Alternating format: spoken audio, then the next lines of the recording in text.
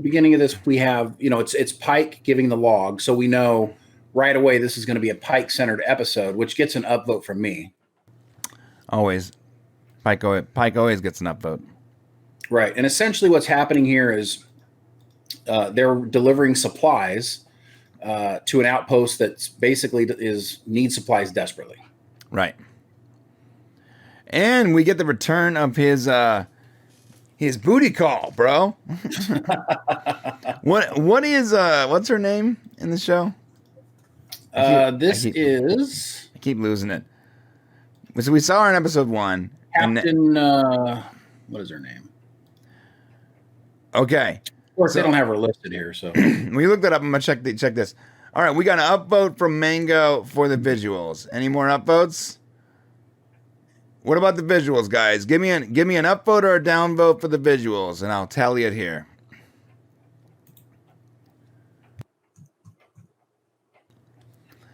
All right, so moving on here. I'm going to go back to the first one. And I'll find her for you. Yeah, cool.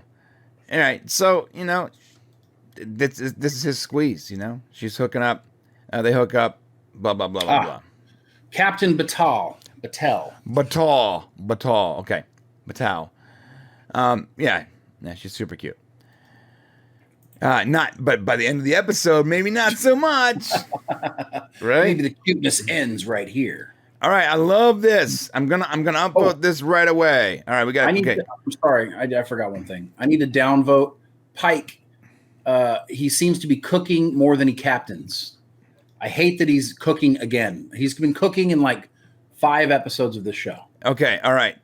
So we got multiple upvotes from the visuals. That's great. Now Shane is asking, are we getting downvotes for the cooking? Does anyone care if he's cooking? Are you gonna upvote it, downvote it, or zero it out? Yeah, I don't find really pivotal moments for the fans. Look, like man. Stuff like the visuals is an easy one. Yeah, everybody's gonna upvote the visuals. Look, bro. Here's the deal. But cooking? No, here's the deal. I love it when he cooks because I'm a fat guy that is struggling with my food, and I get to see someone else enjoying it. It's like food porn, right? But he always makes the best. More than he gives orders on the bridge, man. He has cookie luck. All right. So speaking, I don't like all the cooking. Thank you, Stacy. Thank you. So many carbs. So many Captain Carbs. Captain Carbs. What about this though? This is a classic Romulan neutral zone. I mean, it looks like someone took that old map from TOS and just sort of updated it. I like how it's not all glossy and discovered out, man. Yeah, in Balance of Terror, there was a map. It was, of course, not this good. But if you go online right now and you look at Star Trek and you go, or you search up Star Trek map of Star Trek universe or Galaxy, you get something like this. And it looks like they've kind of added onto that. And it's appropriate because this is exactly what we got in the original Balance of Terror for TOS. Yeah, and I'm upvoting it because they took that map and they made it look better, and it's not like some crazy hologram or anything like that. It's easy to read. I like it.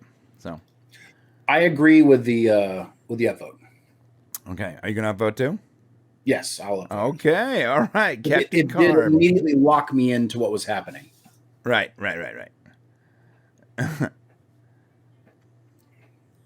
Oh, Shane's supposed to be looking at the members chat, so no, I can't look at the members chat. Remember, I can only look at one. Okay, that's right. Shane's computer blows up when he looks at the members chat. Let me look at it real quick. We can't have a week where I don't, disappear.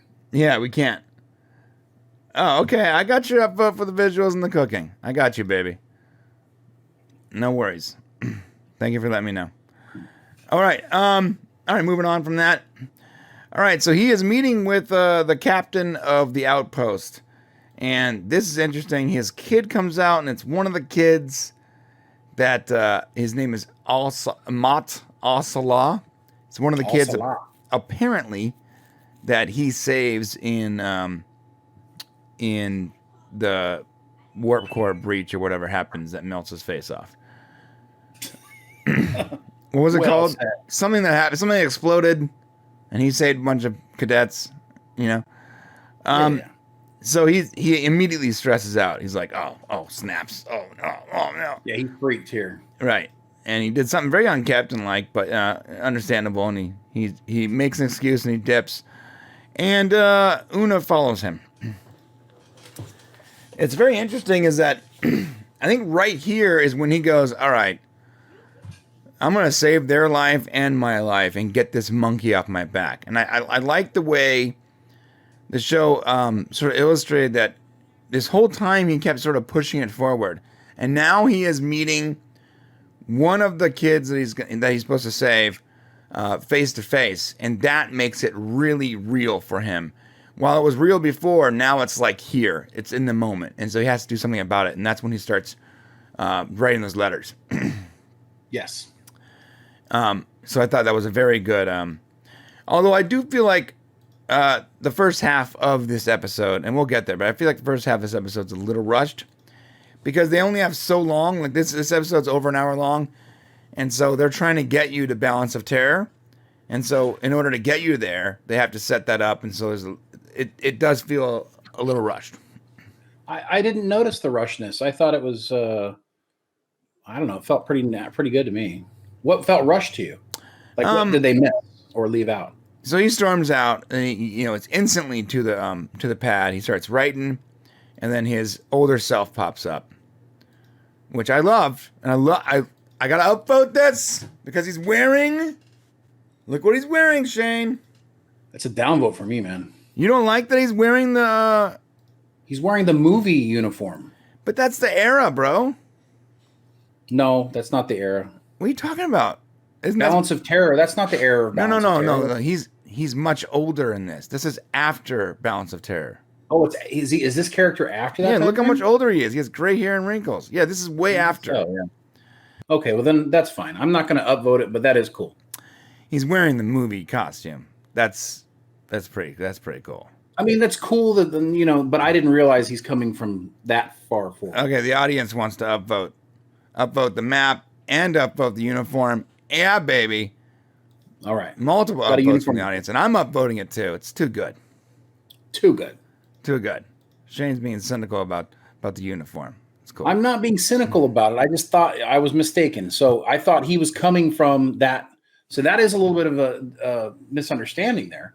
See, because to me, I felt like he was coming from that time frame, that character. Yeah, I know. So he explains that the future has not been great. So he's coming from much farther in the future, and I guess the Klingons on the Time Crystal land or whatever, whatever that plan. I want to talk about the Time Crystal. I gotta say, I hate the Time Crystal stuff so much.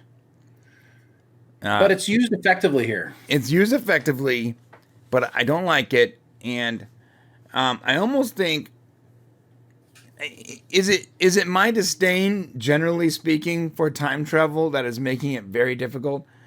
Because I used to be someone that loved time travel, and the more we watch these series, the more I just hate time travel. It makes everything so convoluted and hard to explain.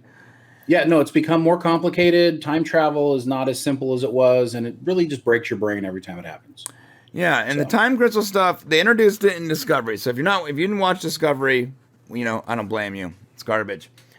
But if you didn't watch it, then when they introduced Pike, he went to the planet where like these Klingon months, wow. Let me try that again. Klingon monks, where the Klingon monks live. And I guess they guard the time crystals, and now they're like the guardians of time, which brings a bunch of other questions up, like where have they been for all the other weird time shenanigans? Anyways, so on that planet is when he saw his death, when he basically looked at or he held onto a time crystal. I'm fixing my camera; it's bothering the crap out of me. I'm sorry. Where he held a time crystal and it showed him his future, and this is where his new future, where he knows what's going to happen, is stemming from. It's that time crystal. and it's dumb, but it's here, so we gotta deal with it. Yep, nothing we can do now. Yeah. So look, yeah, he's much older there. See. Yeah, he's much older. I just didn't make the connection when I was watching it. All right, so Admiral Pike, he goes, "Hey, listen, man, what you're about to do is going to wreck the future." And I like what he says. He has it's like time-ending stuff, like, and we learn later on what that means, and it's really good. So I don't want to spoil it too soon here. Oh, I do want to give an upvote here because the old Pike acting is really good.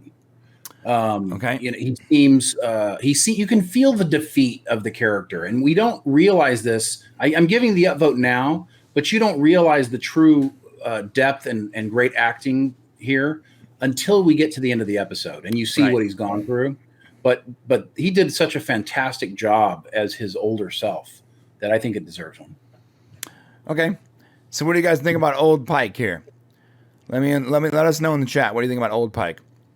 Does he get an upvote or a downvote? Does he get an upvote or a downvote? Remember, you can go -1 and not +1. So far, everything you guys have done have been like +1, +1.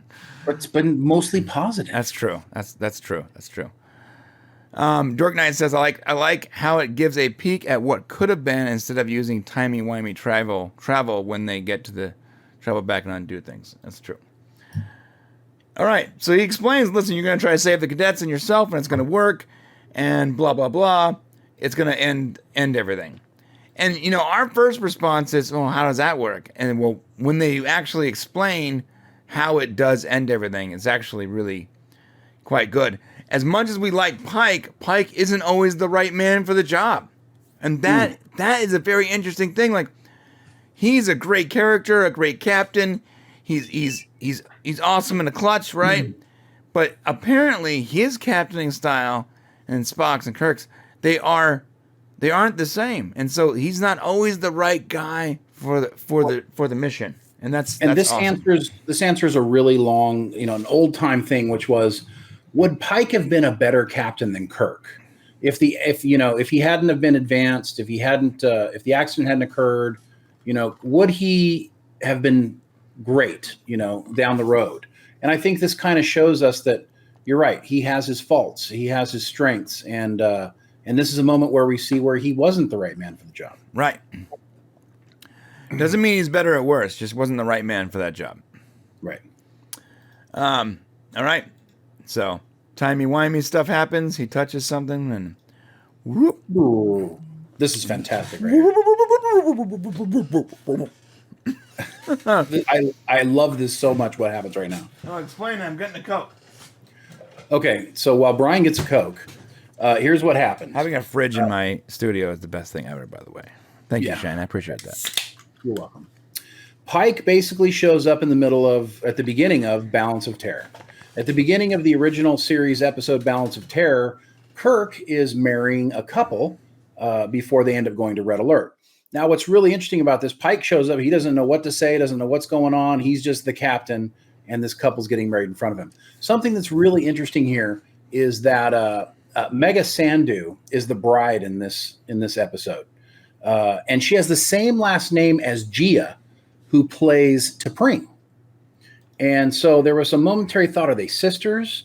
And so while they're both Canadian, it's really not sure. We can't tell if they're related. I couldn't find it anywhere. But their facial features do not look similar. But it's interesting. They have the exact same last names. They're both Canadians. And so they could be related. Good news for you. T'Pring is still way hotter. Yeah. Well, give me an upvote for the wonderful beginning of TOS episode with the chap. Yeah, I'm going to give it an upvote too. Let us know what you guys think about that. You guys like the start of that wedding? What's funny is even though I've seen Balance of Terror like 30 times, I didn't immediately understand what had happened. Okay.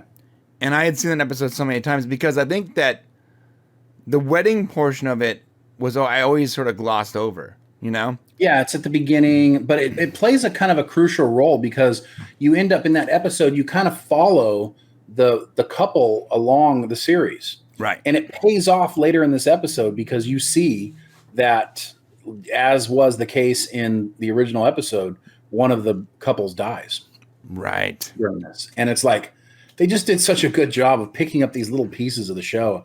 I really, really enjoyed this episode. Okay. Everyone's upvoting the wedding. So far, the audience score is ridiculous. Good job. Killing it. Yeah. Yeah, so he's confused. He's like, I'm not sure where I'm at. I'm not sure who you are. But, being the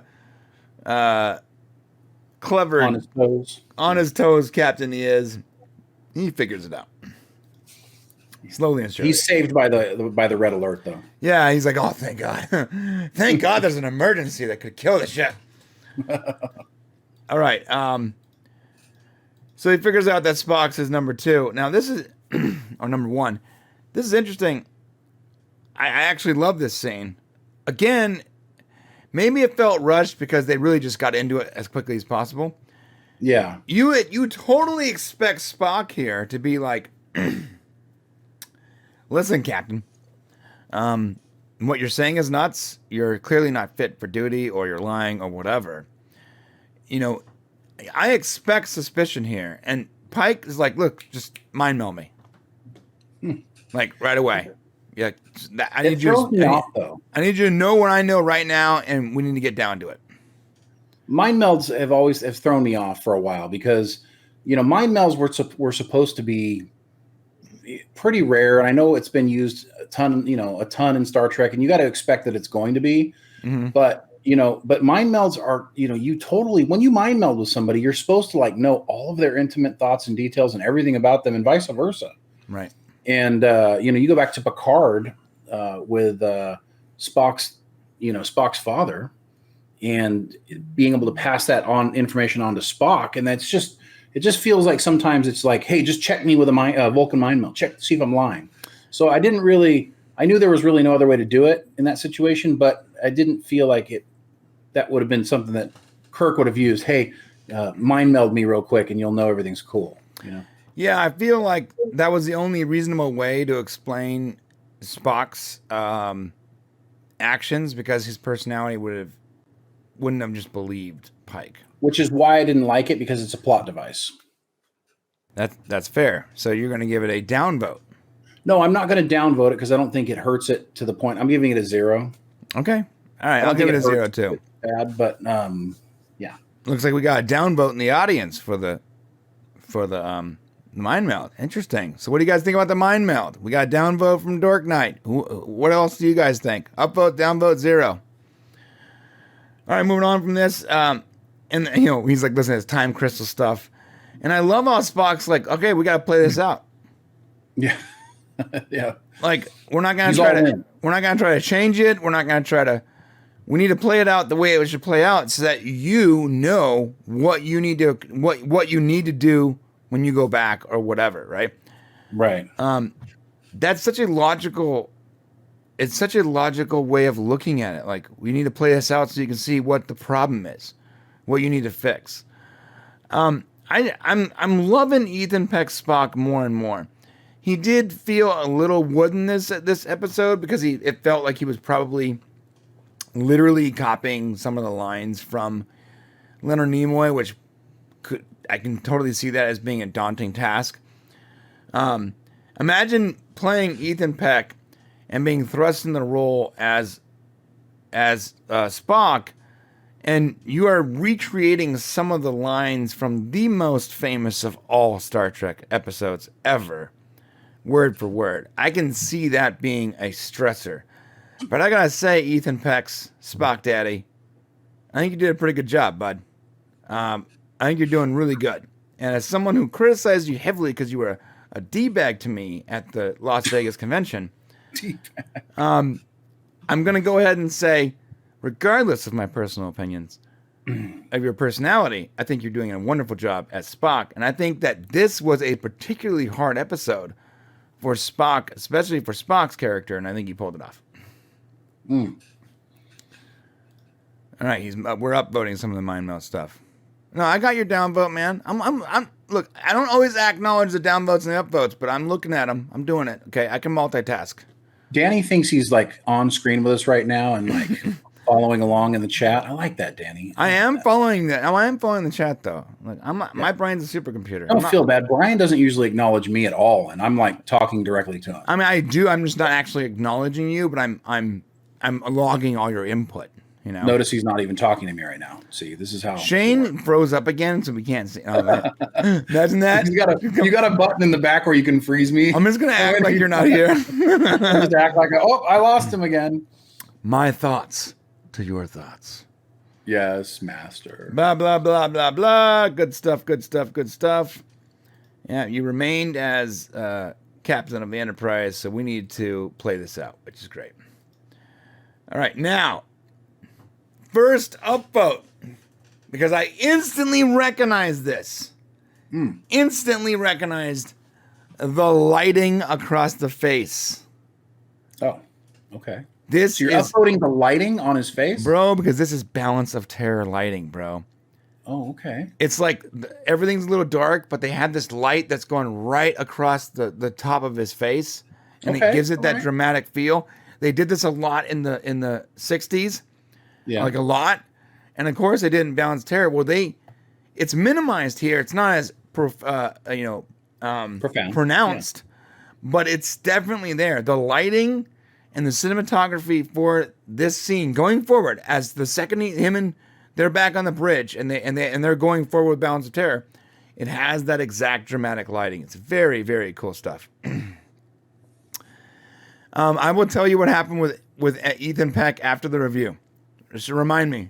After the review, after we stop recording the review, I'll tell you guys what happened in Vegas. What happens in Vegas stays in Vegas, Brian. He didn't touch me inappropriately or anything. Not yet. That might change. We're upvoting. Can I upvote the Hero's Big TOS uniform too? Yes, you can, my friend. That's not. I'm not giving an upvote, but I did like that. See that dramatic lighting right there, the close up on the face and the light right up across his brow. That is classic '60s dramatic lighting, bro. All right, I'm a student of cinematography, and this is a beautiful way of lighting, especially when the best quality you can get out of a camera was getting as close as possible, because you couldn't get great quality from too far away. Makes sense. I also would like to upvote, since we're talking Uhura, I want to upvote the fact that she's in her chair and everything felt right about her being where she was at, instead of saving engineering. So I kind of like that. You're gonna upvote. You're gonna upvote the fact that she was doing her job. Yep. Because it's about time. It's so weird. This weird, like battle you have going on with this character. I mean, here's what's sad is I like the character, I like the actress, but I'm struggling with how they have made her this superhero of the show as a cadet. Now here she is, 7 years later. Let's look at that. She's got that strong, I'm a Starfleet officer look about her, and she's in her chair. She's so communicating, doing what she's got to do. Upvote that lady. All right, I gave him an upvote.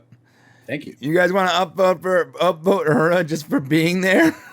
It's a spike upvote, but you guys understand what I'm talking about. If you've watched the rest of the show, then you know this deserves an upvote. All right. I'm gonna downvote something, and I'm sorry.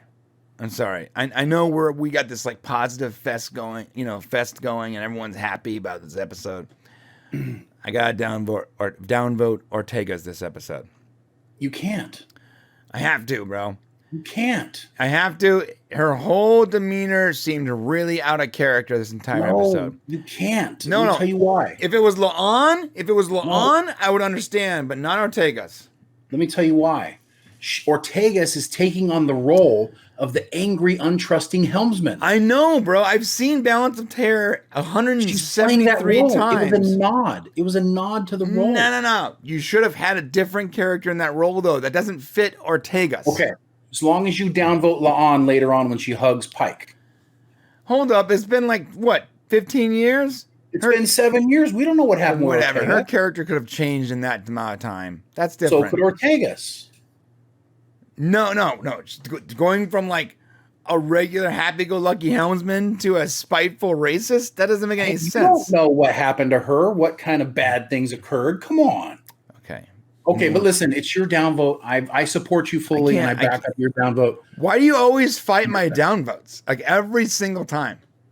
I don't know, because it's fun. Can I upvote it then? Oh my God! Actually it's one of my upvotes. You're gonna balance my upvote? No. Wow. Okay. I have it listed as an upvote. Here's the reason why. The role was originally played by Paul Comey as Helmsman Styles, and here's the thing: is I felt like it really lended itself to Balance of Terror in that event still occurred. It was a huge, in Star Trek, there wasn't a lot of times when a no-name character or a character that wasn't a key member of the crew had such impact on an episode as Helmsman Styles did. And so I felt it was really appropriate. I think not having a helmsman angry, now maybe they could have let the Asian helmsman over there be the angry one, but then it takes away lines from Ortegas, who's a paid actor on the show. So I think it kind of, I don't know. For me personally, it was an upvote moment. So when you downvoted it, we rarely have a you downvote me upvote. It's usually like a 0 or something like that. So that's kind of odd. So here's the deal. The worst part of Balance of Terror was that character. I agree, but it was done and it's over. Excellent episode. Beautiful, beautiful episode. Wonderful battle of the wits between two commanders that don't really want to be at war anymore. Awesome. But wouldn't that character was over? And if we were reviewing that episode as if we saw it yesterday, we would say that character is over the top racist. That's not the way people are. Well, his situation was that Romulans had, he had some sort of run-in, or his ancestors had some sort of run-ins with the Romulans, and that's why he hated Romulans. Boom. And when what about Ortegas? Does she have ancestors have run-ins with the Romulans? I don't know, but all I know is that it felt good to have Balance of Terror continue on that situation. So for me personally, I felt like we were revisiting Balance of Terror instead of just dropping Pike in and having our happy-doopy old Enterprise crew. The situation wouldn't have mirrored properly. You know what I mean? Interesting. Okay, so we have what do the fans say? We have some battles going on right now. Archmage says I'm not downing this, right? Okay. Yeah. But Dork Knight says I agree. I was going to downvote this as well. So we have people that are agreeing with you, and other people agreeing with me. All right. I don't know, man. Yeah. Well, I gave it an up. You gave it a down. Fair enough. And the audience gave it up or down too, so it sort of zeroed everything out. Okay, zeros them out. All right, here we go. All right, moving on. I did like this. This sort of a recreation of that scene. Yep, it is. Good. It was real good. Love all that. Look at that dramatic lighting over the face. It's so awesome, dude. Now, I mean, I don't notice it as strongly as you do. So you feel like it's really... Oh, my God. Someone throw a link in the chat to the lighting from the Balance of Terror so you can see the comparison. No, I know what you're talking about, but I don't think it's quite as focused as you're kind of making it. It is, though. Dude, I'm very familiar with that lighting style from old shows and old movies. But it doesn't, he's not really masked. I mean, it is darker in there, but do you feel like it's a real throwback to that? I'd be curious to talk to the... Here we go. I'm showing it to you right now. Look. Yes. And so that wasn't in all of Star Trek. Okay. Right. It wasn't. You're right. In Balance of Terror specifically, they went with this lighting style to give it the more dramatic effect. And give us Pike. Yeah. No, I'm giving you Pike. Yeah, I guess I can see it. Yeah, his face is half shaded. Okay, yeah, I'll go with that. So it's not as pronounced, but they definitely did that as an homage to that time period, which is very nice, freaking rad, dude. It's very well done. Yeah, freaking rad. All right, yeah. So this scene, it's basically a recreation of that one scene, but with the new actor. I love it. He's like, hey, okay, I understand you're all jacked up over there. Is your kid okay? Is everything okay with your kid, your son? That's all. Yeah. Okay. He's like, hey, how's the boy? How's the boy? He's like, yo. You can tell at this point, Pike is still concerned about his future as well in this situation. He's in the. He didn't want to. He didn't want to sacrifice the future only for the kid to die anyways. Uh-huh. That's probably what he's thinking, bro. All All Yeah, right. you probably. Oh, I have an upvote for the Bird of Prey. Yeah, bro, we're on two sides of this coin, dude. Really? I So loved it. You're upvoting the Bird of Prey. I didn't even know it was a Bird of Prey, so I got to downvote it. How could you not know? It looked like a It looks Federation exactly ship, like it. dude. What? Are you tripping? Hey, pull up the other one, man. We'll have to look at them side by side. It totally looks just like it. Obviously, I love the plasma. Look at that. This guy goes flying. Yeah, he got nailed. It was like, yeet. Yeah, launched. Watch him just get Run. yeeted off I the love bridge. Look at that. I love the fireball effect, the updated fireball effect for Balance of Terror. You know, that was a pretty terrifying thing in that episode. I almost want to upvote that and downvote the ship, which would just zero it out. Well, if you go ahead and take a look at the ship, and you'll see that it's the same shape. And it's the same basic shape. Yes, it's the same basic shape, but it wasn't as pronounced enough. Like, what would you like to see them do? It looked more like I thought for a minute there, for like a quarter of a second, I thought it was a Federation ship, dude. I mean, you got to remember that the original Bird of Prey was a very different looking ship than we eventually get with Romulans. That's true. There you go. Yeah. Every time I see this, I feel like I love the painting on the bottom. yeah. The painting is so An ridiculous. Earthbird on the bottom of a Romulan ship. Yeah, it's like a condor or something. So I feel like they were doing props, right? And they show up on set to do like the miniature shots, and everyone's getting all their stuff together and like, hey Frank, you got that new Romulan Bird of Prey? And the guy's like, me? No, you were getting the Romulan Bird of Prey. He's like, no, it was clearly you. He goes, all right. Well, regardless, what are we gonna do? And they go and they find a kid playing with one of those things, and they're like, just stick those two things together. It'll probably work. Yeah, that's what I always envision it as somebody's like, what are we gonna call this thing? I don't know, Bird of Prey. Put a big bird on the bottom of the thing. Yeah, paint a giant bird on it. Put a bird on the bottom of the thing. But that's an Earth bird. Yeah, it's fine. No one's gonna know. They'll never know. Hey, who says the Romulans can't have Earth birds? They're not gonna know. They're gonna know. As I did like the explosion. Really strict budget, by the way.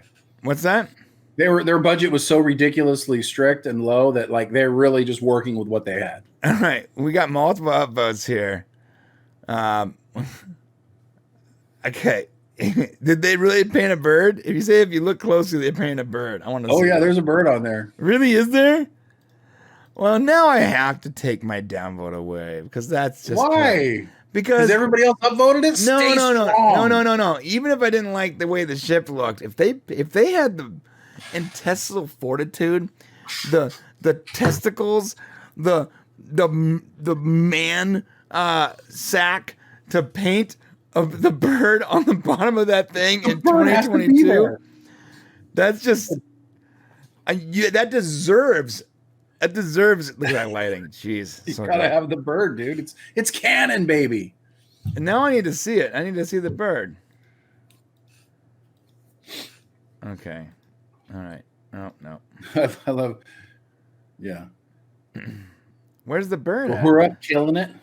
You don't see it here, though, right? No, I don't think so. The testicular fortitude, I believe, is yes. That's what I was looking for. Testicular fortitude. I can't speak. You don't have the testicular fortitude to make that happen. All right, so it's playing out very similar to Balance of Terror right now, and they figured out like they can't use their weapons when they're cloaked, et cetera, which is why they have to get super close. And I gotta tell you, right now, I am not right this second. Right now, I'm loving the episode, right? I'm like, oh, this is awesome, dude. Like a retelling of Balance of Terror, but with Pike as a captain. Sick. Oh, yes. Yeah. Yes. I'm like, I'm rewinding it over and over again. I'm like, absolutely. And then they're like, the USS Farragut's coming, sir. And I'm like, oh, snaps. We're getting Kirk. We're getting Kirk in season 1. And he's sitting in his living room doing that, and like there's nobody else there, and I think that's fantastic. Oh, it was like 3 a.m. My wife's like, "Yo, what are you doing, you dick? Why are you yelling? Stop making so much noise." I'm like, "Babe, we're getting Kirk." I don't know who that is, you stupid nerd. I'm going to bed. I thought that was great. And also, La'an is on that ship. We find out she's on the ferry. Yeah, so those scenes that we saw of them shooting season 2 with Kirk and La'an. No, that's so good. No, that's not this. They're in no scenes in this episode. That's what I'm saying. That means that we're gonna get a lot more Kirk in season 2 than we think we're getting. It's not just these aren't throwaway like scenes, bro. How cool is that? You're 100% right. It's too bad I got a downvote Kirk though. Hold up. You son of a... Are you kidding right now? Are you going to downvote? So I'm upvoting this because I was literally in my living room losing my mind. No, I'm with you. No, I'm losing my mind too. The downvote doesn't occur immediately. But Kirk overall gets a downvote. It's just unfortunate that Paul Wesley couldn't pull it off. Who can ever pull off the version of Kirk? Sure, Shane, you grew up with this. You grew up with William Shatner's Kirk. No, that's not it. So Paul Wesley is a fine actor. He's fine, and he's delivering everything fine, and he's acting well. What's missing is he doesn't have the right feeling of Kirk. He's missing. It's the charm. His acting's fine. It's like Chris Pine was able to pull off that Kirk-esque feel about him. And in this case, this is a very, in my opinion, Paul Wesley's Kirk is a very intelligent, heady kind of version of Kirk. One type. He's missing something. He doesn't have the sparkle factor that Kirk needs to have. I just didn't see it. Hold up, though. We don't. Okay, I'm only defending this because we've only seen him in this role. He's not captain of the Enterprise. He doesn't have his ragtag team of bros around him. It's a different situation. It's a different Kirk from a time that doesn't exist. The timeline doesn't exist. I just felt like Paul Wesley didn't have the gravitas that Kirk has to have. Okay, all right. We got to go to the chat here. We got a super chat from Doom. Downvote Kirk for not having pointed sideburns. Yes. Good call, Doom. A new rule. Every super chat makes it a double count for the downvote upvote. Because I just realized that's a cool way of doing super chats. So your downvote is actually taking 2 points away from the overall audience score, which is right now at a plus 15, and now it is plus 13. I tend to agree on the downvote for the sideburns too. Okay, so I sort of want to downvote it too because he didn't have sideburns, and I actually did notice. Did you? I actually did. I don't know what it is, but when I was young, the sideburn thing for me was a big. Like, if my parents would allow me to do that, I would have gone to school with full-on pointed sideburns. 100%. Like 100%. So I did notice that there was no. So we got multiple downvotes. We got the double downvote from Doom for the super chat. We got downvote from Dark Knight. Downvote Danny Rowe. Downvote from Stacy. Yeah, I mean, wow. All right. We just lost 7 points off the audience score for this Kirk. That's not so good. Wait, you gave each one a downvote? Oh, so you're upvoting each one of them and downvoting each one? Yeah. Oh, okay. You're not taking consensus score. You're actually doing the episode. No, okay, I'm actually doing it up. So as we're talking, I'm just clicking up and down based on what's going on in the chat. Here's the real tragedy of what just happened. Okay. Paul Wesley does not know that his Kirk will not be well received. He doesn't know because they finished filming season 2 July 1st. It's done. Season 2 is in the can. So the feedback on whether or not he was a good Kirk will not reach him for him to make the change unless he's around for season 3. So I'm not certain that we're going to get a better version of Kirk going into season 2 than what we're seeing right now. We'll have to see. Yeah. So first off, yes, we'll have to see. But I believe that we are being too harsh because this is not supposed to be the Kirk that we know. This is supposed to be a different Kirk on a different ship in a different timeline. He has some cowboy tendencies for sure, but it's a different Kirk. He's not surrounded by Bones and Scotty and Spock. I don't know. I mean, I'll let you have that. But here's the thing is there's something missing from this guy. Something's not there. There's an essence. Can't explain it. Okay. Chris Pine has it. Maybe there's other people that would have it. Maybe he can't outshine Pike. It's hard when I heard they were putting Pike and Kirk in the same show. I'm like, wow.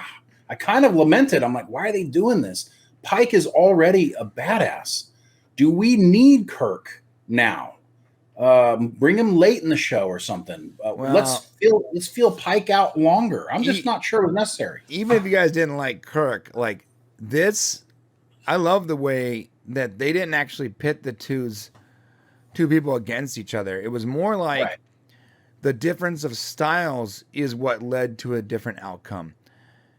It wasn't like one captain was better or worse. It was almost like because of their very different command styles, the outcome that Pike would have been overall a more negative one. Not because he's the worst captain, but because his more cautious approach wouldn't have had the same outcome that Kirk's cowboy approach had. Yeah, I agree with what Stacy says here. He should have still had more Kirk about him regardless. And we'll see. Maybe there's a lack of ability to command. We'll see. Oh, reshoots. Doom's right. We could get reshoots, that's for sure. Yeah. I mean, listen, another thing too is people don't realize how dedicated Paramount is right now to Star Trek. Like they are putting everything behind the version of Star Trek we have right now because the reception was so strong. Like there are other shows and stuff that are being delayed and pushed and even canceled to make way for this version of Star Trek. They're even changing Discovery to match this style of Star Trek. Everything is sort of changing to match the current style of Star Trek. And every time they're in a ready room or anytime they're in an interview, they're saying as much because this is what people like. Yeah, this version, I mean, let's all admit something here, that Star Trek Strange New Worlds is by far the best version of Star Trek we have right now. It is. Right. It feels like good, pretty good Star Trek. And I don't know if I'm a spouse that's been beaten up, and now I didn't get beat up, and so now I love it, or whether or not it's like truly great.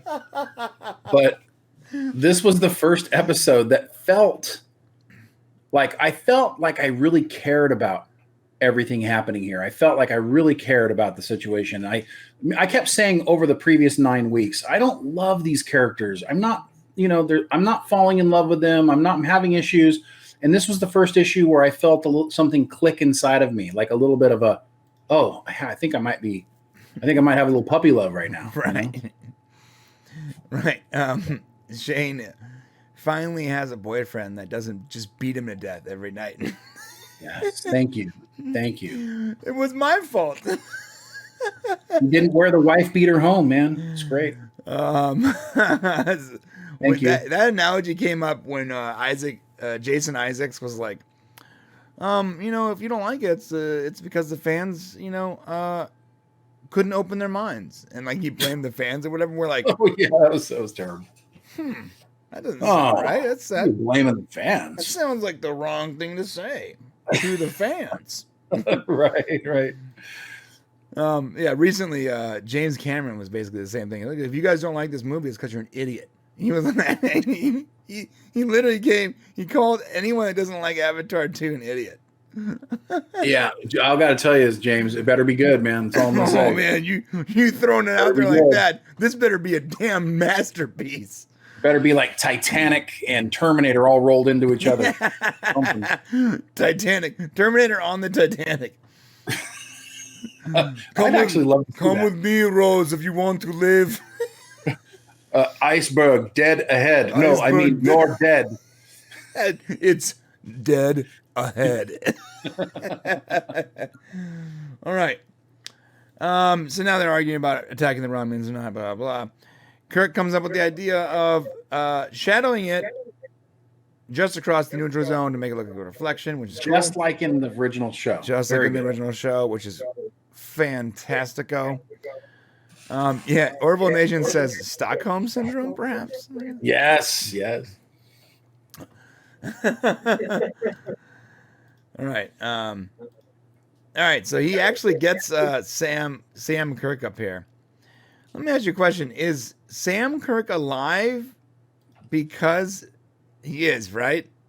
He's alive because Kirk isn't the captain of the Enterprise. Okay, I'm gonna upvote this because yes, me too. I don't think everyone realizes that the reason Sam Kirk is alive is because Pike chose to change the future, like in this version of future. Right. If Kirk was the captain of the Enterprise, Sam Kirk would have died. and I love that Sam gets to basically talk crap about his brother, but at the same time, like, say, but he's like the best captain in Starfleet. Right. What do you guys think about Sam Kirk here? Do you guys like this little homage to his impending death? Upvote yes, +1, -1. Let us know in the chat. Someone said, I want to download that there's only 10 episodes. No, that's actually a really good point. I hate the new streaming stuff. Why isn't there 26 episodes, Brian? We're going to do a video on this soon. Yeah, I mean, there is a legitimate reason, and we know the exact reason as to why there are only 8 to 10 episodes of television and 1 to 3 seasons. And there's no fast way to explain it other than it's not profitable to have the old style of TV anymore. But Shay and I have been mulling over the idea of making an actual video, like a 20-minute video of explaining exactly the business behind the new format of streaming and why it's really sort of poor for fans and it's not going to change anytime soon. But I don't know if anyone wants to sit there and watch 15 minutes of that. So upvote or downvote whether or not you want to see a video of us explaining the history of streaming and why it's ruining television shows. It's ruining our entertainment value for sure. Right. Also, everything is sort of bingeable too. So like, they're not really making. It's not even always 8 to 10 episodes of TV. It's often a movie that lasts 8 to 10 episodes. Yeah. And each individual episode really couldn't stand on its own, which sort of sucks. Like the Umbrella Academy. There's a lot to it. Let us know if you guys want to see a 15-minute podcast video about that, because those things take us like 3 days to make. More than that, but yeah. 3 days of me editing. Brian, yeah. Still got my week. Yeah. But yeah, Sam Kirk is in here like this. I like how he had that brotherly thing too, where he's like, he's a good guy. He's a good captain. There's the dramatic lighting, bro. There it is. Oh, you can see it good there because it's across the face. Yeah, you can see the dramatic lighting well there. That's good. See, I'm so glad you're coming across here. Downvote for the history of streaming. We just lived it. Come on, Jeremy. We got a downvote and an upvote for the history of streaming. All right, we still love you. It's okay. All right. Blah blah blah blah blah. All right. Now, I like to see what Mr. Spock has to say for himself. Just so out of character. Like, she's known Spock for how long now? Okay, you are right in this degree. At least 10 years. I totally forgive it because of we're still Balance of Terroring it. And honestly, if you hadn't seen the Romulans and they all of a sudden look like Vulcans, that'd be pretty surprising. Right? And you'd have to be like, hey, Spock, you got some splaining to do. No, hold up. Hold up. All right. So I'm sitting there with my buddy I've known for 10 years. Right. And some guy takes a shot at our car, and he looks up, and he looks very similar to my buddy. I'm going to be instantly mad at my buddy? Thing. Not the same thing. It is. Okay, here we go. I got it for you. Ready? Your buddy is an American Indian. Your buddy is pretty much the only American Indian you ever see ever anywhere. Are you saying Native American? Yeah, Native American. Native American Indian. You're hanging out with them, right? All of a sudden, you go to war with these people you've never seen before. And all of a sudden, it's a whole bunch of Native American Indians. And you're like, bro, what's up? Come on, right? Are you bro, what's up? Because Ortegas doesn't hold her Spock hate like the other guy did. No, I'm not gonna be mad at my Native American friend. I'm gonna be like, yo, is there a way out of this? Can you speak to these guys? Okay, maybe that's another fair way of looking That's at a it. logical me right there. She's known Spock for 10 years. They've been in so many scrapes together. Yeah, you're not wrong as far as it being unlike her character, but at the same time, I do like that they carried this balance of terror thing a little bit. A little bit. She gets, look, they work it out, right? And like in this scene, they work it out. She basically says, oh, it's all good. All right. Whatever you say, man. I mean, not whatever I say, but I'm just saying that's how I justify Whatever you it. say, bro. Okay. Okay, then give yourself an upvote. So here's the deal. I get what you're saying. You're saying that they needed someone to be that character. Yes. And they wanted to put it on one of the regular cast members that they're paying the most amount of money to. Yes. Understood. Yes. Understood. From a financial business point of view, it makes sense. Yes. From a story point of view, it doesn't make sense, though. Of course. But also, like you gave the excuse for Kirk to not be like Kirk because it's a different timeline in the future. You also have to allow Ortegas to be different as well. No, I would argue it's even more of a reason for her not to be like that because she has now been with Spock for an additional 7 years. So 12 years of service with the guy on the bridge. Maybe Ortegas is secretly like racist against Vulcans, man. No, we just don't know yet. It's that you cannot compare the two things. Spock, why? Kirk in a completely different timeline, with a different ship, with different people surrounding him, is going to act slightly different. Ortegas, we just saw for their first 5-year mission, is with Spock. 7 years later, she's still with Spock on the same bridge. But we don't know. Well, we don't know what history experiences they've had over 7 years. Spock may be suspicious to her. Maybe she's like doesn't trust him very much now. I feel it's like a different history. If you say Kirk can be different because of his situation, then Ortegas has to be different because of her situation, potentially. Yeah, that's apples to apples. Okay, everybody tell me, are we right or wrong here on this one? Like, can Ortegas be different 7 years We're later? going to ask again how everyone feels about Ortegas. They don't want to get in the middle of our We fight. do have an upvote. We had an upvote for Ortegas from Anton, but we had multiple downvotes about Ortegas too. And Dork Knight, I gotta say, I gotta agree with Brian. Yeah, I agree with you. Yeah. It's not just because we sleep together sometimes. I mean, talk on the phone. What the? Danny, I'll remember this, Danny. Yes, I got the downvote, Danny.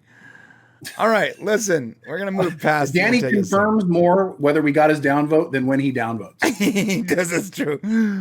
All right, we're gonna move on. We're gonna move on from Ortegas. Okay, we're just gonna agree to disagree on this one. I do like the fact that Mbenga's in there. I do not know why Uhura's in that ready room. I also don't know why. Because Uhura is still, it's all good. Yeah, but why? They've got the helmsman in there. Why not? Look, yeah. Why is the helmsman in there? Why are the helmsmen there? Because this is the bridge crew. Oh, is that what it is? Was that how it was in Balance of Terror? Yeah. Yes, it was. I think it's a good reason to get all the principal cast into one. In the I'm not even episode.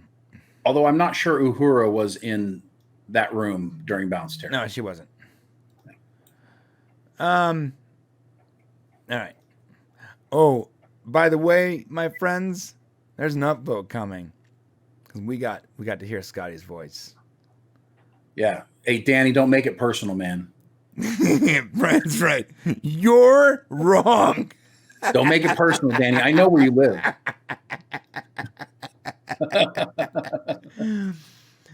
All right. So more. I'd ship your shirt, buddy. Friggin' Ortega's like, we gotta get him. We gotta, blah blah blah. Moving on. We're gonna move on from all this. Oh, okay. No, go ahead. Keep going. There's a mistake here. Oh, there it is. Stop right there. Yeah. There's a mistake. Okay. So it's not worthy of a downvote to me in this case, but there is a mistake. And you have to look at this right here. In his log entry right there, okay, Pike refers to the Romulan vessel as a bird of prey. But Starfleet had up until this point little or no knowledge of the Romulan species or culture. And they were unfamiliar with it. So he would not have known that it was designated a bird of prey, but he says it here. Ah. What if he saw the giant bird painted on the bottom? That bird looks like it's going to prey on us. Oh, that's a bird of prey. If he saw a giant bird painted on the underside of the ship, he's like, I'm going to call that a bird of prey. That's a bird of prey. And actually, he's the reason why it's called a bird of prey. that's my headcanon right there. We're going to talk about headcanon later in the Gorn, by the way, after this is over. So don't miss that, guys. It's going to be a doozy. This dramatic lighting is so sick. Like, it's so good, man. You can get dramatic lighting just like it if you go to galaxylamps.com. No, okay. I knew there was a reason you kept saying it over and over again. I'm trying to get Galaxy Lamps to sponsor us because I want a free one. I so badly want a free one. I'm not willing to spend $200 for a light that just puts stars on the ceiling, but I really want one. So please, Galaxy Lamps, please sponsor us, and I will be so gung-ho for your product. I can see what your Christmas gift's going to be. GalaxyLamps.com. All right, man. I want it because it also works on my Stream Deck. So nice. I want to be able to push a button and then be in warp. This is great because just like in Balance of Terror, they come out of the comet and of course the bird of prey isn't where it's supposed to be. So this has happened as well in the original episode. Yes, it did. Shane is drinking Perrier water. I am. Maybe he's made for it. Maybe he's Maybelline. Those are not the same products. Oh, damn it. That's a bug fly in my face, bro. What the hell? This is random. Karma for... Right when I said that, I got attacked by a bug. Look at this. Oh, the Enterprise, look at those. The Farragut just got attacked too. This was actually really cool. I'm still looking for the underside of I don't see the bird painted on it, dude. I might have to remove my upvote. Are you guys bull crapping me? I don't see a bird. I don't see a bird painted on the bottom of this ship. This is what you want to ask the people watching your show. Are you guys bull crapping me? You guys all said there's a bird on the bottom of the ship. I don't see a bird. Maybe they were talking about the original series, Bird of Prey. See, I'm gonna take my upvote away. If you don't got the testicles, it's not over yet. Bird. Are you telling me there's a bird? I know we're spending a lot of time on this, but I want to know if there's a damn bird on the ship, dude. It's not that hard. Oh, there is a bird in at least one shot. And that's there it is. There it is. I found it. He's not going to give you. It is. It's right there. There is a bird. There's a dark bird on the bottom of that ship. Do not question our fans ever again. The bird. Nope, there's a bird. All right. The bird is there. The bird. The bird is the word. We just got a copyright claim by Family Guy. That's all right. Wait, I think they stole it from somebody else too. All right. All right. We got some actual concern here. And you know what's another thing about this is because this is an alternate timeline, there's actual something can happen to these characters. We don't know their future in this episode, and that gives us more tension than we would normally watching the show because they could kill people in this one, and we wouldn't see that coming. That might be another reason why we liked it. They should have killed Sam Kirk for fun. we say that every week. There should have been a shot of him floating in space. Just like he bumps into the view screen. And like all you see is his mustache and a white face. Cross-eyed. Yeah, I like that. So you got to downvote this moment now. All right. You want to downvote Lon. Tell us first. Okay. No, I don't want to downvote it. Hold up. You downvoted me. Okay, I'm sorry. I thought you wanted to downvote. Okay, hold up. Stop. The introduction of La'an back into the show with her nice hairstyle and her more friendly demeanor. Let us know what you guys think in the chat. Is it an upvote, a downvote, or a 0? Shane, what do you think about this moment? It's a 0. And for me, and I'll tell you why. Although you have to downvote it. Why is that? Because you said people don't change after 7 years. So therefore, you have to downvote this. What are you? Because she's totally different. What are you talking about, bro? There's You a difference. said that, No, you are goddamn. You are comparing apples to oranges. You have What? someone working with someone in close proximity for 10 years. It's different than that person being gone and then coming back 10 years later. well, you said though that they, you know, I said, Kirk can be different. It's different timeline, different ship, different people. La'an can also be different because she's not even with the same crew. She's evolving. Ortega's would be devolving. It's a different thing.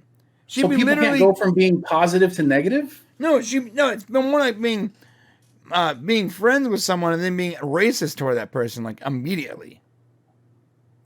Or suspicious. We didn't say racism. I'm just saying, like, you got to stick by your own rules. You know? John Burns, super chat, $2. What's up, brother? He says, "Am I not allowed to type bowl or H8?" I don't know what that means. I think he was saying bull poop. Oh, bull honky, bull crap. Bull honky. What is that? Not even a word. Oh, All right, let's keep going. he can't type hate. He can't type hate, maybe. Oh, hate. Hey, you know what? No negativity, I guess. I don't. That's all right. If you can't type those things, it's not my. I didn't set it that way. Yeah, we don't care. Yeah, we don't care. Bird, bird, bird. The bird is a word. Bird, bird, bird. Actually, I believe the bird is a raptor. Oh, that's true. Is it? I think that's true. Yeah, yeah. Is it the one that's paying on the ship? Is a raptor? I think so. Look it up. Thank you for the super chat, John. Look it up. See if it's a raptor. I thought it was like a condor or something. It looks like one. Yeah, yeah. You know what? It is. It is. Oh, yes. If you look up raptor bird, it's actually known as a bird of prey. No. So raptors are birds of prey. And it looks just like it. I wish I could show this picture. I mean, I can look it up. Let me look it up real quick. Look up raptor bird.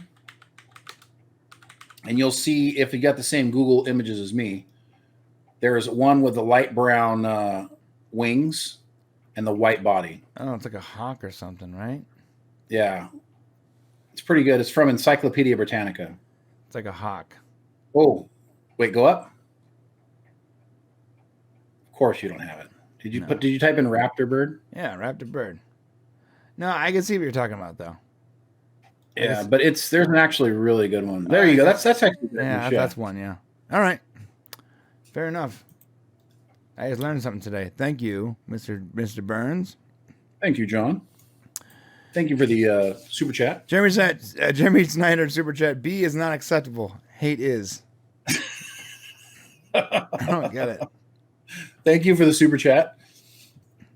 Feel free to use your super chats to upvote and downvote. Super chat. Bald eagle, condor are in the vulture family. Oh, see, that made sense. I said it was like a condor. There you go. So. Wait, bald eagles and condors are in the same family? That makes so much sense now. We're going to do a show on birds. It next. makes sense that our country's special bird is just a vulture. They're not the same. All right. Just preying on the destruction of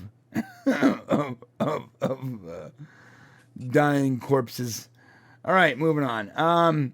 Yes, it says here the bare-ankled bald eagles are a type of sea eagle that diverged from the African vulture lineage only a few million years ago. And they're all raptors. That's fascinating. Yes. Learn something new. I'm a lawyer of bird law. You guys ever see Always Sunny? I haven't seen that one. You guys got to see that. He's really big on bird law. It's hilarious. All right. So this is an interesting moment. Pike finds out that Una is in jail. So this is actually, I don't know what you call this. Foreshadowing. Oh, so it's foreshadowing, except for he's finding out in the future. Yeah, that's kind of cool. So is it backshadowing? I think it would be, well, it's still foreshadowing because the foreshadowing means not in the time frame, but in the time of the video, of the movie being made or the show. So that's the foreshadowing. It's foreshadowing right, for the story being told, but because of timey-wimey nonsense, it's more like back forward shadowing. It's yes, out of time foreshadowing. Okay. It's really cool though, because this is right then, like, I instantly want to know more as to why that is. And I didn't think they were gonna pay it off. In fact, I'm gonna upvote this because I didn't think they were gonna pay it off. And if they hadn't paid it off, it would have been a huge downvote. So you're right. I thought it was. I'm gonna save my vote for when it actually happens, though. All right. I've already done it, so. Okay, well then go ahead and give me mine too. Yeah. I love the fact that they ended the episode on the cliffhanger with something that came from a previous episode that paid forward into a current episode and will go forward into future episodes. That's what I love about Star Trek that's how you build and learn to care about characters and storylines, because these types of events occur. In season 2, we're going to really love these characters because we've got this history with them over multiple episodes. Yeah, I agree. We are actually finishing Strange New Worlds here pretty soon, and then we're going to go into the Orville. So we have not even started the Orville yet. Hang in there. It's going to be a good one. It's going to be a long show. All right, let's get through this. All right, so they find out Una's not around. So now they have different points of view, different leadership styles between Pike and Kirk. Can't get past that he kind of looks like Jim Carrey a little bit. He does sort of look like Jim Carrey. Yeah. And Jim Carrey did that great SNL skit as Kirk. I would have almost preferred that. That was the one that we did, Yeah, you know what? Now that you say it, now I can't not see Jim Carrey. Thanks, dude. Well, I didn't do it so that you would, be stuck. All right. Sorry. I'm sorry. Did I just ruin? Now all I can see is Jim Carrey. Look at I'm seeing him right now too. Look, there it is. There it is. Look at the chin. All right, let's try to get through that. Our culture has been war for 100 years.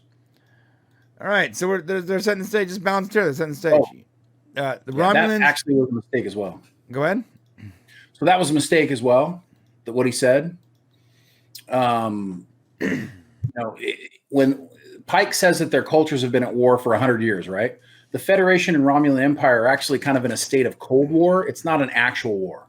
So the entire purpose of the neutral zone and the treaty that established it is to facilitate the coexistence of the two cultures. Even if the peace of that treaty is delicate, they're not actually at war. So I thought that was interesting. Okay. Sorry, got to point it out. Yeah, all right. All right. So they decide the two ships decide to call a ceasefire for 2 hours while they fix their ships. I like this. I like the Danny's comment. Downvote this smug bastard Kirk. That's great. John Burns for $2. Star Trek II: The Wrath of Farrakhan Carey. Farrakhan Carey. I remember that. Listen, I actually like this a lot because one of the charms of Balance of Terror, the original, was that the Romulan commander had wasn't all bad. Like he had a humanity to him, whatever. Where he was like, a better way of dealing with this is, because he's an old warrior, a better way of dealing with this is peace. I like how they replicated that here. In fact, when he gets killed at some point, you'll see. I like the way they did that too. That was really clever. And it made me feel for the guy. Go ahead. I unfortunately had to downvote this. I did like that they used the same type of use the same storyline. The commander, he's not quite as Romulan. But the problem is he doesn't have 1% of the gravitas or authority that Mark Leonard had when he played that role. Of course, Mark Leonard, we know him as Spock's dad, Spock's father. Later on in the show, he would come in and play his father. But before that, he played the Sarek. But before that, he played this Romulan commander, and it's an amazing role. It's one of the reasons why Balance of Terror is so great. I would love to say it's because of William Shatner and the crew, but it's really because Mark Leonard was a great antithesis. Was a great bad guy who wasn't just a bad guy. He was also had good things.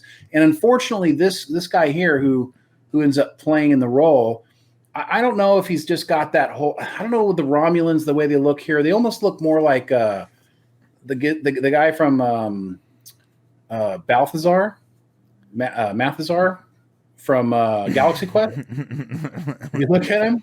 So that was because of the forehead. It was throwing me off a little bit. I kept getting this Mathazar vibe. And, never give up, never surrender. Yes, that's what I was getting. And for whatever reason, the actor just didn't have he just didn't have as much acting chops, I think. And so, but you know what? In all fairness, the show really was centered around Pike. And so it wasn't about Kirk and the Romulan commander like it was in the original episode. So it's kind of okay that they didn't go deep into the Romulan side and that it only played a small part. All right. Thank you. Because now all I see is that little guy from Galaxy Quest when I see this character that I thought was great until you opened your big fat mouth. And now all I see is never give up, never surrender. So you've taken this entire episode and you've made the bad guy, the main villain, right? You've made, the antagonist, you've made him this plucky, ridiculous character from Galaxy Quest, and you made Kirk, who before this I thought was awesome. Now all I can see is Jim Carrey. So now I'm seeing Jim Carrey and Mathasar reenact Balance of Terror. Thank you, Shane. Thank you so much for that. Wait till we get to Pike a little later. I got one for you. God dang it. I'm just kidding. All right. Sorry. It's all right. It's fine. Oh, there he is. Never give up. I didn't see that until you said that. Now it's superimposing on my brain pan, man. I'm sorry. Damn it. That guy looks a little more Romulan. Look, the Romulans. The haircut. The Romulans have to have the more pronounced foreheads, though. They have to. That follows canon. Yeah. All right. Moving through this, they're lying. All right, so this whole interaction, this guy looks like, Go ahead, say it. What's his name? Jamie something like Jamie Kennedy? Jamie Kennedy. He looks like Jamie Kennedy. He looks like Jamie Kennedy dressed up as a Romulan. Hey, this week on my prank show. All right. They should have gotten a scarier looking dude for this role because he's just like this pissant that's like, I'm going to call the Empire on you, man. I don't know.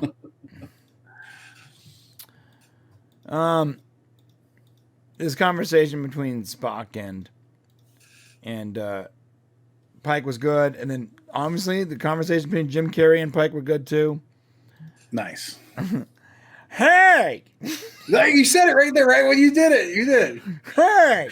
I'm going to show you how you talk out your butt. Damn it.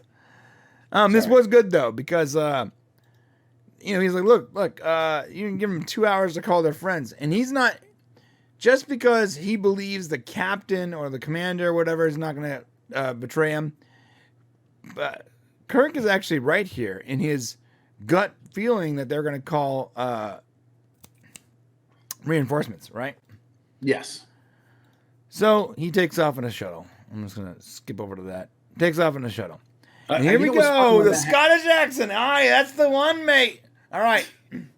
Upvote. Scotty. This means that we're going to get Scotty in season 2, bro. That doesn't mean that. Give me an upvote as well. It 100% does not mean that. Why? Tell me why. Because we're 7 years into the future. So next year is only year 2.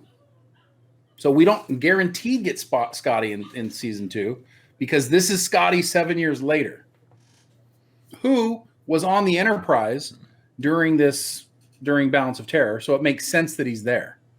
So it's no guarantee. I do believe they'll bring in Scotty at some point, but there's no guarantee that we get him in season 2. Just because of this. All right. Well, I really hope that we get Scotty in season 2. Like, if you're gonna kill off Hemmer like unceremoniously the way you did, like, you better be giving us Scotty.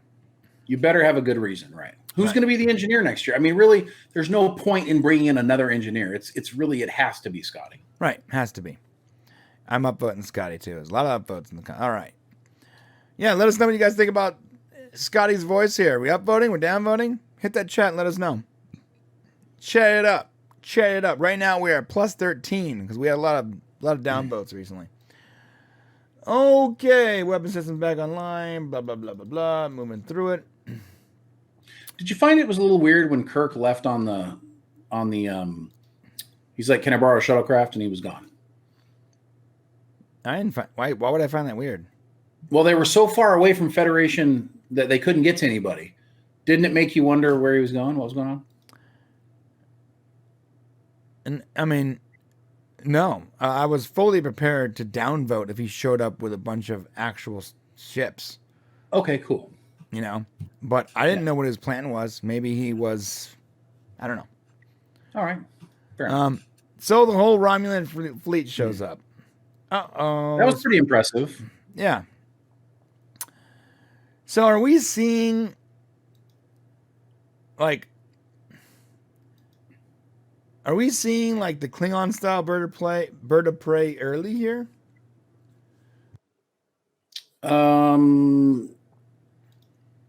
No. So yeah, these are like new versions of the Romulan ships then. I mean, okay, so they had to, it's really tough because in TOS, they had to use the Klingon ship when the Romulans attacked. So that's how we ended up getting this like crossover.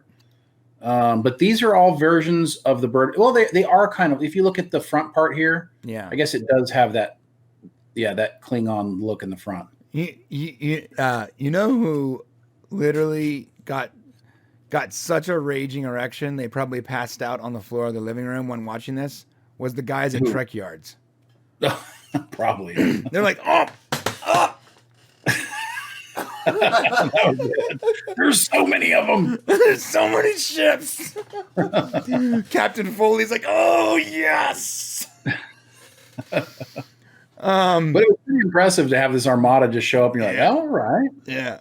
I remember how disappointed that they were when Picard season 1 showed up and it was like a bunch of copy paste ships. They were like, it's the same one. It's the same one. All right. So it was cool. We found out this little pissant Jamie Kennedy. Who is it? Paul Giamatti looking like Paul Giamatti, Romulan. Thank you, John. Called the fleet. And he's like, yeah, Captain Pike will not trust my word now. Yeah, he made a mistake. He, war is that. What do you think about this Praetor? What do you think about the Praetor? I mean, it's cool that they brought in. We know later on, eventually, that the Praetor is the leader of the, of the Romulans or a Romulan Praetor. So it's kind of cool. It doesn't make sense necessarily that they would be at the edge of the neutral zone. And there's a little bit of a problem here because Pike states that the Enterprise is holding to its side of the neutral zone, yet acknowledges that they are surrounded by Romulan ships. So as the neutral zone is like many light years across, both cannot be true. So they were not surrounded, but that's kind of what they were talking about. I'm just not exactly sure. Yeah, it's a little bit. I've always had a problem with the neutral zone. Yeah. Because it's drawn like a border on a flat plane, but isn't like they're in space. So like where does the neutral zone start vertically? And oh yeah, you just went way too far there. You know what I mean? Like, well, you draw a line on a 2D map, you're like, that's the neutral zone. I'm like, okay, well, hold up. You're in a 4D space though. Like you can go anywhere. So where does that? That is a bit of an issue. Yeah. Well, I mean, they draw it up like a battle line, like on Earth. That's how they did it, in space. And you're right to some degree that, but there has to be a way to boundarize space, I would think, even though what's funny is all the planets and everything, even our solar system is like moving right now through space. So Right. it's constantly changing. Right. Yeah. Entropy is happening right now. Like, Yeah. everything's expanding. So, all right. Someone really doesn't like Strange New Worlds. He keeps adding downvotes. Oh, that's Nate. 2 hours have passed. No, hour and a half. Downvote. We're almost done. We're almost done. We're almost there. Hang in there. This is the last episode of this season, guys. Yeah, guys. All right, now Kirk shows up with a fleet of mining ships. I know. I'm looking at him going, those aren't Starfleet vessels. I like this. I like this bluff. This is a very Kirk thing. You got to admit it. It is a very Kirk thing. The question I have is, do they think the Romulans would not check for life signs? Maybe not. Yeah, maybe the Romulans just don't know. Yeah. I think they're banking on the Romulans not knowing enough about them to make it worth it. Fair enough. I like this scene too, where they basically, kill that captain. They take him out.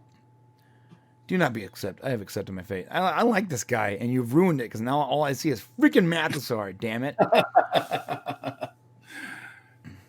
You bastard! Look at that lighting, bro. It's good. It's good. You're right.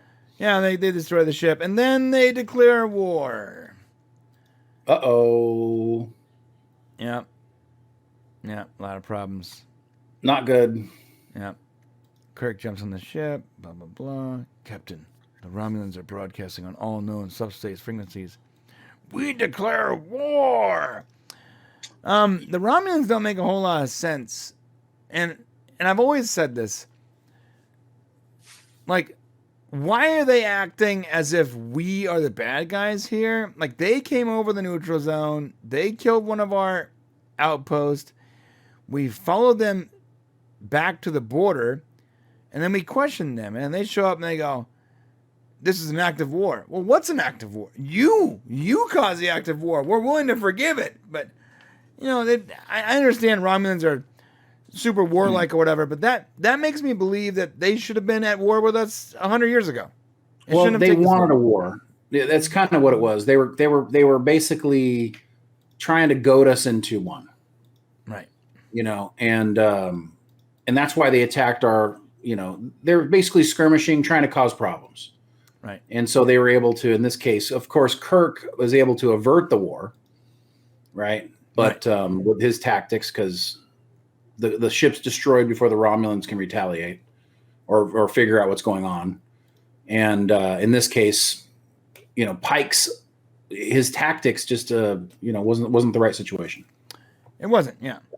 All right, so the war with the Romulans continue.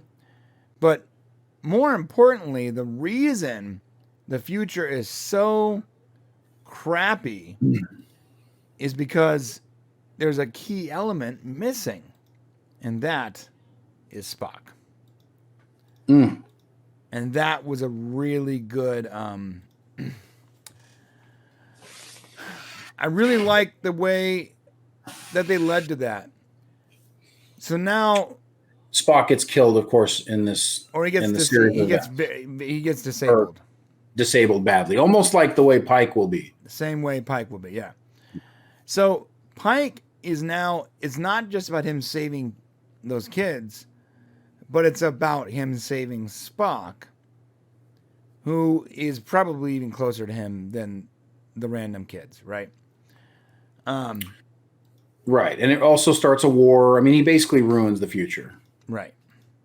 And Spock dies in every scenario. Oh, here we go. Here's the Kelvin thing. Remember this? Yeah. It's really bright. Where are you from?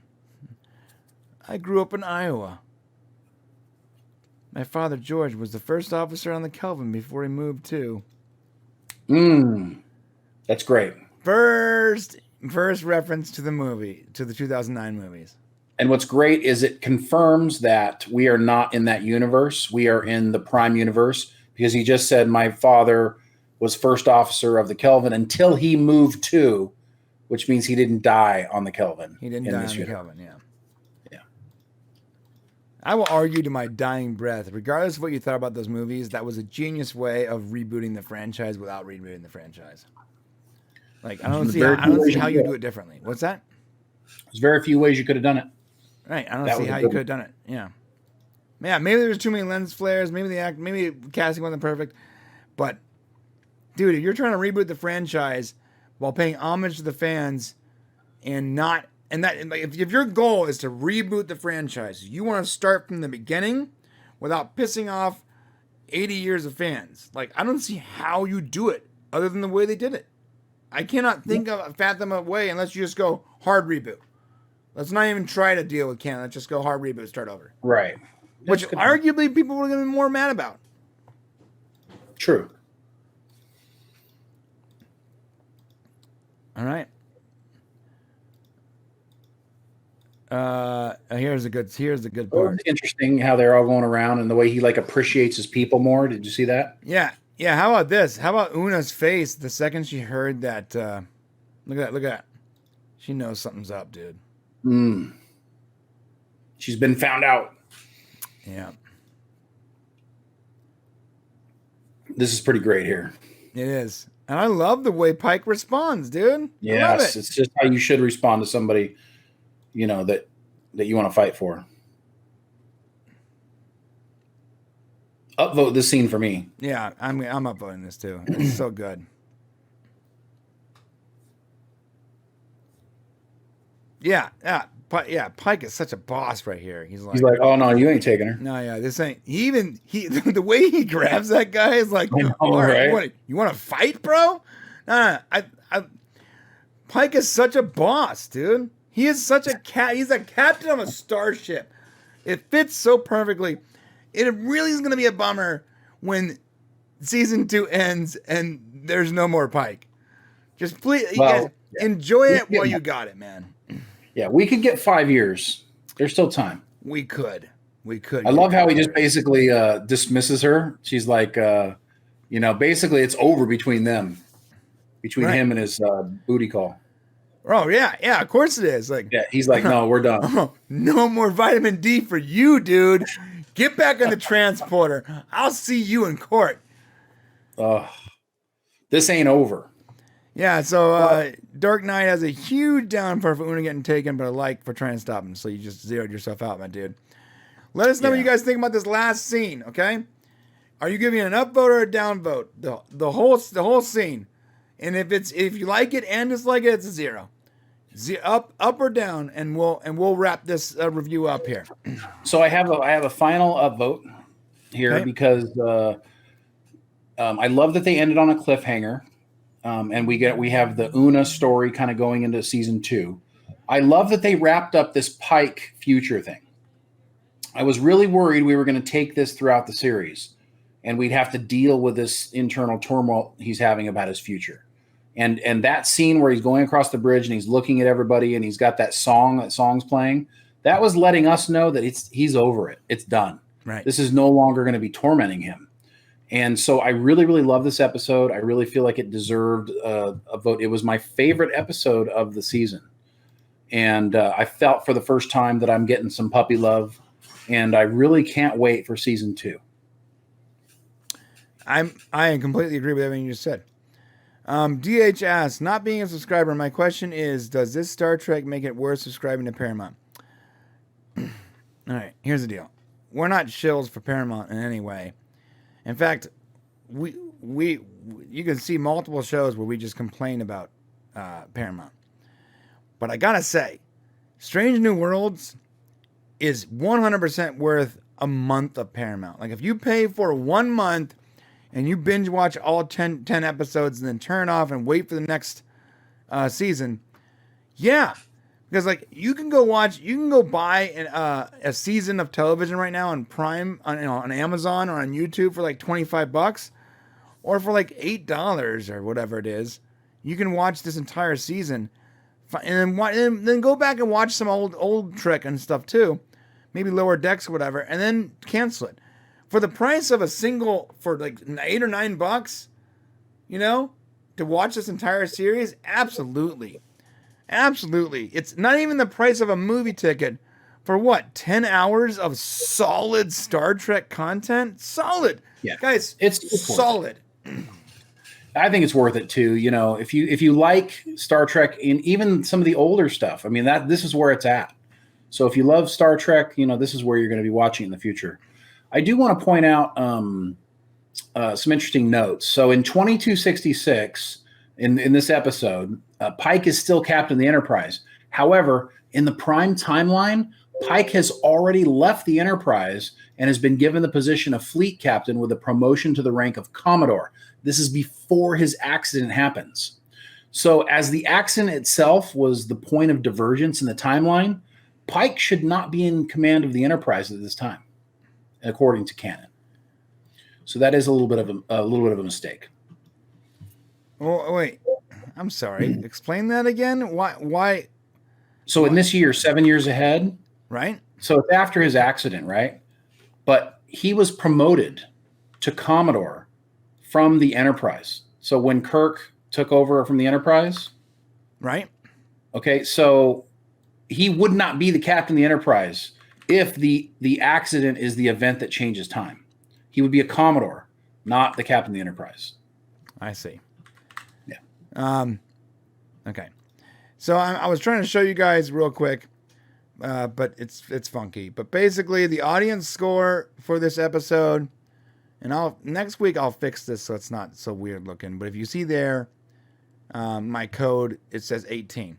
So between all the upvotes and downvotes and everything that you guys put it in the chat, you guys gave it a score of 18, it sounds good, right? Yeah, we don't know it's the first one, but yeah, it sounds good. Right. Well, for us, here's the deal. The average between our two scores, I have 9, Shane has 10, is a 9.5. That is the highest score we have given Strange New Worlds since we've started. Oh, nice. And I gotta tell you, if your finale is getting the highest score from, that means you've probably done something right. Yeah. To be fair, a lot of it is also because the whole series has been pretty much awesome. We come through here with rose-colored glasses and we probably upvote a lot of stuff and maybe let other stuff go. That goes to show, if you're making a good series, the audience is so forgiving about little nonsense and nitpicky stuff because overall the characters are likable, the story makes sense, it's fun, it's heartwarming, whatever, right? And I think that's what Strange New Worlds has accomplished. Strange New Worlds, look, I fully expected when this came out for me not to like it. First off, it's a prequel. If you've been here for a while, you know how I feel about prequels. I hate prequels. Hate them. With a passion. I will preach anti-prequel all day long. But this show actually added something of value to it did what most prequels can't do, and they adds value to the universe I already love. Additionally, the characters are super likable. They're fun. Dude, Spock Daddy, Ethan Peck's all the way. He has really, brought it. He has brought the Spock. Is he as good as Leonard Nimoy? No one's as good as Leonard Nimoy. We're not expecting that, but if you can get even close to that level, bravo. So, that's the end of the review, and I'm going to share my personal story with Ethan Peck, and then we'll move on to the Orville. Shane, you got anything to add? I definitely, we need to look into here. My expectation is with season 2 wrapping filming, my expectation is that we're going to get Discovery season 6. No, 5. Wait, it's 5. We're going to get Discovery season 5. We're going to get Picard season 3. It's going to roll into Strange New World season 2. And that's probably going to be happening like January, February, March of next year. Yeah. So we're actually going to go for a long time without Trek. Yeah, we are actually. But not as long as we did before, so we can wait. Okay. There's a couple of comments here before you tell your story. Dork Knight says the letters change time. So I see what you're saying. Like when he wrote the letters, it changed time. But I'm not sure I guess it's possible the letters made it so that he never became Commodore. But it seems like the point in time that changed was the accident itself. But I guess that might also explain that. Yeah. Okay, well, that's it for the review. John Burns says, comment on the Orville follows as why I like it. Okay. Comment on the Orville follows as why I like it. We're going to get into the Orville pretty soon. Listen, on the way to the comment section, let us know to tell Shane he's wrong. Let us know what you guys thought about this final episode, and if you're stoked for a season 2, also on the way down there, please do us a solid and hit that subscribe button and all